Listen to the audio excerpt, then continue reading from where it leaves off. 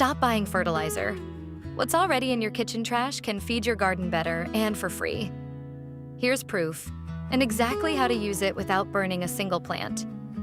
3 scraps do almost all the work.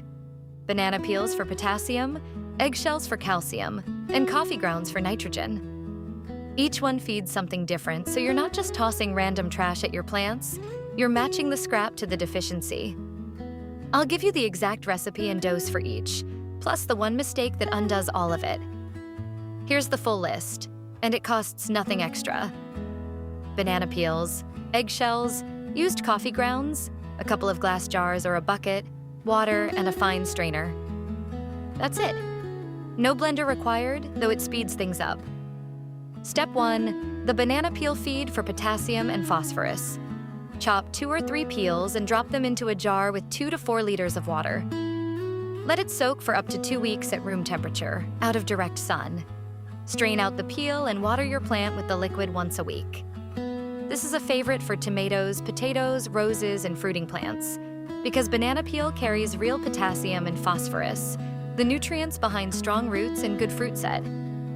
If you would rather skip the soak, just bury chopped peel a few inches under the soil around the plant, but always cover it completely. Exposed peel on top of the soil draws fruit flies fast. Step 2, the eggshell calcium feed that stops blossom end rot. Rinse and dry 6 to 12 eggshells, then grind them into a fine powder with a mortar and pestle or a food processor. Fine matters here. Whole or chunky shells can take years to break down, so the finer the grind, the faster the calcium reaches the roots. Sprinkle a light layer of the powder into the soil around tomatoes, peppers, and broccoli, plants that are prone to blossom end rot from a calcium shortage. Want it faster acting? Mix the powder into boiling water, cover, and let it sit for a week. Then water the soil with that instead of plain water. Step 3, the coffee ground feed. Nitrogen for leafy growth. Used coffee grounds are loaded with nitrogen, the nutrient that drives green leafy growth. Add 6 tablespoons of used grounds to a gallon of water.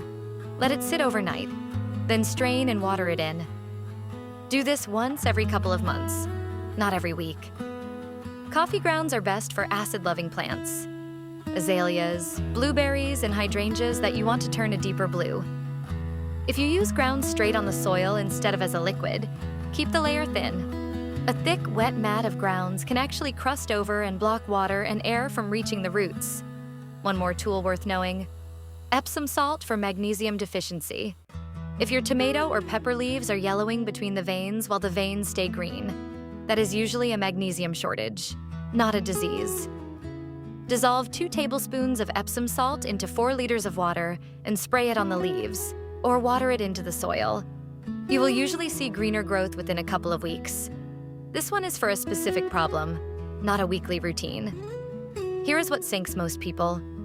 1. Using whole or chunky eggshells and expecting fast results, grind them fine or it is basically decoration.